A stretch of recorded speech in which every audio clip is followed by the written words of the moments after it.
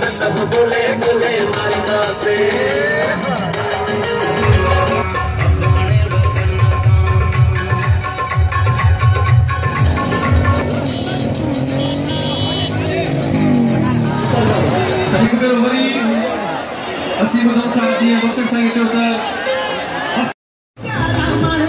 मौजूद आहियूं जिते अॼु सिंध जो सकाफ़ती ॾींहुं जेको आहे वॾे जोश ऐं जज़्बे सां मल्हाए पियो वञे, जिते कराची सुमेत सिंध जे कुंड कच्छ मां हज़ारनि जी तादाद में सिंधी नौजवान हिते पहुता आहिनि, जेके मुख़्तलिफ़ ख़ूबसूरत सुहिणा लिबास पाए करे सिंधी टोपियूं अजरकूं पटका ऐं मुख़्तलिफ़ ड्रेसिंग सां उन सां गॾोगॾु लेडीज़ नंढा ॿार मासूम ॿार ऐं हर तबिके जी उमिरि सां वाबस्ता माण्हू हिते कराची प्रेस क्लब ते अॼु पंहिंजे सिंध जी मोहबत सां इज़हार जे लाइ पहुता आहिनि। अॼु असीं उन्हनि सां ॻाल्हि ॿोल कंदासीं त असांजा सिंध वासी जेके नौजवान आहिनि उन्हनि जो कहिड़ो मैसेज आहे ऐं उहे छा चवणु चाहिनि था।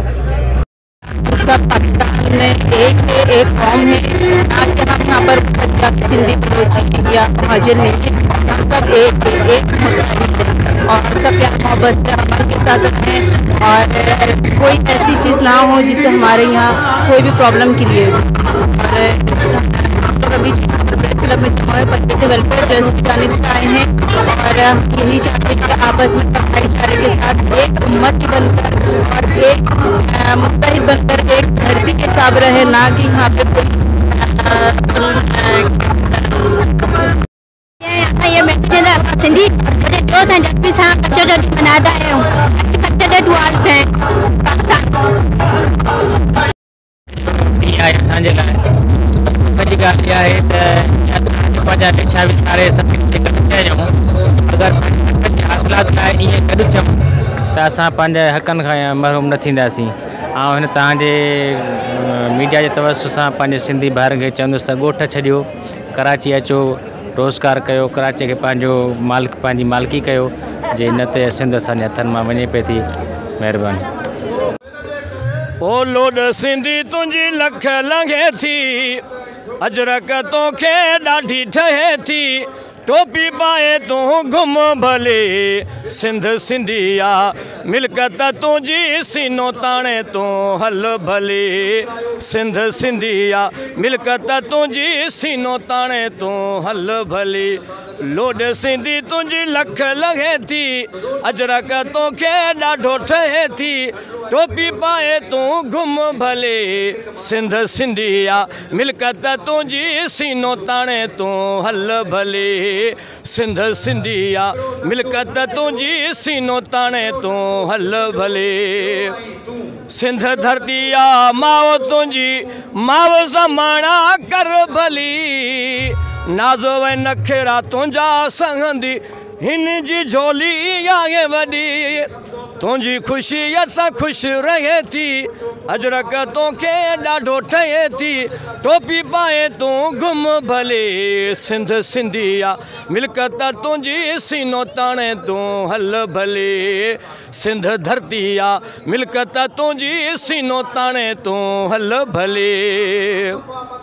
कोडर कोहाड़ी पटके वारी रस्म तुंहिंजी आहे ॾाढी प्यारी, जोड़ो जोटे जॾहिं बनी पंहिंजी में ओ घर गाईंदो आहीं हारी, घोर थियां तो त दिलि चवे थी, अजरक तोखे ॾाढो ठहे थी, टोपी पाए तूं घुम भले सिंध सिंधिया, मिल्कत तुंहिंजी सीनो ताणे तूं हल भले सिंध धरतीया, मिल्कत तुंहिंजी सीनो ताणे तूं हल भले।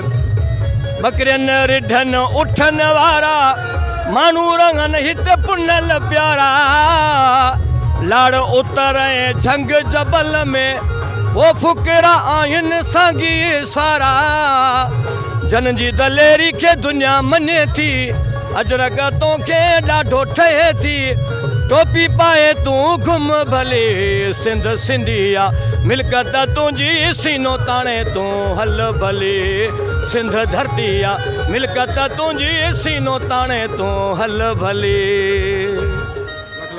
सिंध जी लतीफ़ सभ खां पहिरीं ऐं हिन सकाफ़ती ॾियार ते पूरी सिंधी आवाम खे सिंधी क़ौम खे दिलि जी गहराइयुनि सां मुबारकबाद पेश कंदुसि, ऐं जेको आहे असांजे जेके बि सिंधी भाउर जेके बि पूरी दुनिया जी कहिड़ी बि कुझु में रहनि था उन्हनि सभिनी खे असांजी तरफ़ां लख लख मुबारक हुजनि।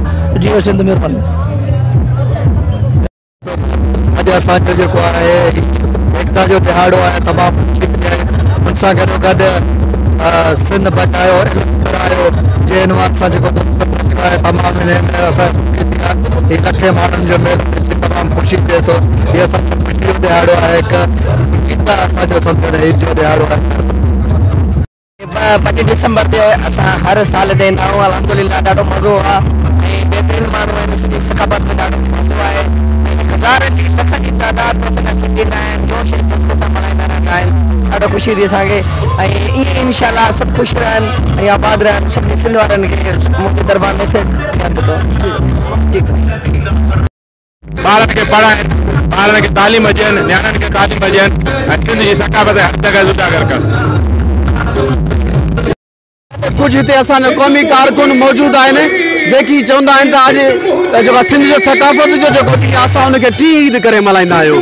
सो अॼु टी ईद में अॼु सिंध जा असांजा जेके कुझु क़ौम परस्त अॻुवान आहिनि, जेके कारकुन आहिनि, उन्हनि जी ॿाहुनि ते कारियूं पटियूं आहिनि। मालूम कयूं था अॼु जे हिन टी ईद ते कारियूं पटियूं छा जे लाइ पटियूं आहिनि? हिन असांजो जेको आहे सुखारी पटी बधण जो जेको मक़सदु आहे उहो पंहिंजे शहीदनि खे न विसारणु आहे। अफ़सोस सां चवणो पए थो त कराची जे अंदरि हिकु हफ़्ते में असां हिकु ॾींहं में असांखे 3 लाश मिलिया ऐं ईद खां तक़रीबन 2 ॾींहं पहिरीं असांखे लाश मिलिया आहिनि। असीं नौजवाननि खे इहो मैसेज ॾियूं था त हा असीं सिर्फ़ु अॼो ॾींहं ते गॾु छो था थियूं। इहो हिकिड़ो वॾो सुवालु आहे त सॼी सिंध जा माण्हू सिर्फ़ु एकता जे ॾींहं ते लखनि में गॾु थियनि था, पर जॾहिं नौजवान क़तल थिए थो, जॾहिं नौजवान शहीद थिए थो, जॾहिं सिंध जी धरती जी जेका ज़मीन आहे उन ते वलार थिए थी, जॾहिं असांजा जेको बि असांजो हक़ आहे उहो पामाल थिए थो, उहो पूरो लुटो वञे थो, उन ॾींहुं बि असां नची कुॾी करे अगरि ईद मल्हाईंदासीं त हिकु ॾींहुं ते असांखे मैसेज डेवलपमेंट करणु घुरिजे। नौजवाननि खे ॿुधाइणु घुरिजे कि कारी पटी जेका असां ॿधी आहे उहो पंहिंजे नौजवाननि जे लाइ ॿधी आहे। असां ईद मल्हायूं था पर हिकु सादगी सां ऐं पंहिंजे माण्हुनि जी मालिकी सां ऐं पंहिंजे वतन सिंध वतन जी वारसी जे करे मालिकी जे करे क़ौमी ईद मल्हायूं। आज असीं कराची प्रेस क्लब जे ॿाहिरि मौजूद आहियूं जिते सिंध जी सकाफ़त जो ॾियारो वॾे जोश ऐं जज़्बे सां मल्हायो पियो वञे, जिते हज़ारनि जी तादाद में हिते सिंधी नौजवान पहुता आहिनि जेके तमामु ख़ूबसूरत बहितरीन लिबास पहिरियल आहिनि ऐं मुख़्तलिफ़ ड्रेसिंग सां हिते पहुता आहिनि। असां पहुतल माण्हुनि सां ॻाल्हि ॿोल बि कई, अवां बि ॿुधी। सजाद पंगवा सां गॾु बाग़ी सागर पवार, सोच टीवी, कराची सिंध।